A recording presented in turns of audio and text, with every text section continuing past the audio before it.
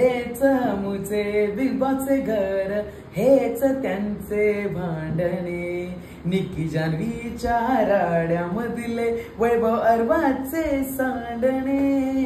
हेच मुचे बिग बॉसचे घर, हेच त्यांचे भांडणे, एकमेकांची लायकी काढून एकमेका मारणे. हेच मुचे बिग बॉसचे घर, हेच त्यांचे भांडणे. शिव्यानी श्राप सर्व स्पर्धक एकमेका देतारे, बिग बॉस बी सांगून थकले यांना तरी हे माती खातारे.